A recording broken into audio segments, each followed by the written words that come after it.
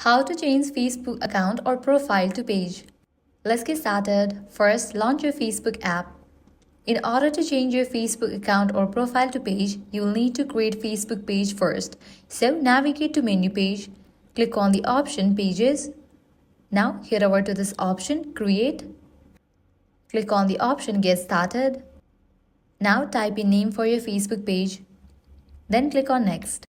Select what category best describes your page. Click on Create. What best describes your goals? Select it and click on Continue. Just for that, your page has been created. Now click on Next. Now select the friends to whom you want to invite to your Facebook page and click on Next. Now enable for these options to stay informed about your page and then click on Done. Just for that, you have created a new page and you are being switched to your page. So this way you can easily change Facebook account or profile to page. If you want to switch back to your Facebook account, navigate to the menu page, click on your Facebook page name. Now from the list, select your Facebook. So that's a wrap for this video. If this guide helped you out, don't forget to like, share and subscribe.